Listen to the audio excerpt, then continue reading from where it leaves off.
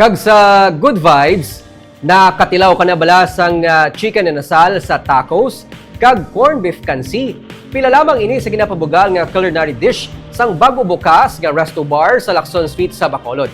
Upod sa manamit nga pagkaon kag relaxing ambiance ang music nga santo man sa imo nga nightlife. Yari ang report. Daw yara ka lang sa hotel lobby, samtang nagakaon o kun naga-nightlife, upod sa barkada o kun pamilya, kunyara ka sa sulod sang Nooma Kitchen and Bar nga bago lang nagbukas sa Dalan Lacson sa Bacolod City.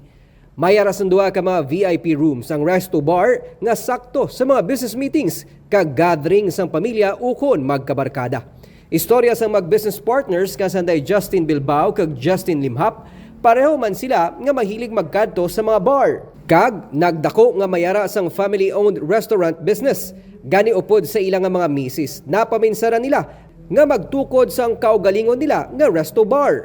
Parang we can have a place, we can para makatambay or makakaupod with some friends, families, we can spend together.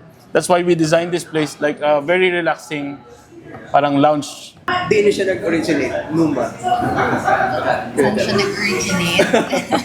No, actually, we were thinking of a name and then pumasok na sa isip namin yung Nooma. And then it just clicked like that. Parang it's really the right one. And then we said, oo nga no, kasi we have one partner and he's always like, maano ta? And always like, Nooma. So, Inom. It sounds like Nooma. An expression, common. Yes. Expression in Ilonggo na inom ta. So Nooma. And then we check it out and the name also happens to the meaning of mean as spirits. spirits. So we want to connect kitchen or comfort food plus yung bar. So we're also open in the evening, late nights to cater yung mga gusto mag-inom, mag-chill. Upod sa relaxing ambiance, ginapabugal man sang kitchen and bar ang local dish nga may twist. Pareho na lang sa ginakabig cultural heritage sang syudad nga inasal nga manok sa tacos. Kag ang cansi corned beef. Dugang padri ang espesyal nga beef pares. Homemade corned beef, and then we combine it with the flavor of Bacolod na we use batuan, and then meron tayong bone marrow. Would like to offer is something that I think medyo enough scale natin in terms of presentation, in terms of taste, but still the roots of the comfort food is still there. Sa grand opening sang Nooma, madamo sila mga regular nga customers, mga abyan kag pamilya ang nakigbahin sa selebrasyon.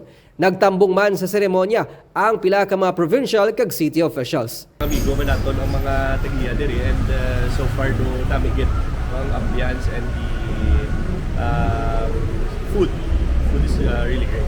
We're amazed that parang there's a lot of people coming and reservations talaga, and sometimes there are days na Private. we're already fully booked. We come together as a big group, so that's what we try to have here also in Nooma. That's not only for gimmick alone, but for family.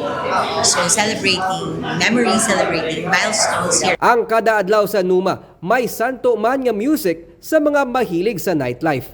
Pero labaw sa elegant ambiance, manamit nga pagkaon ang serbisyo sa mga staff, rason nga sila ang ginabalik-balikan.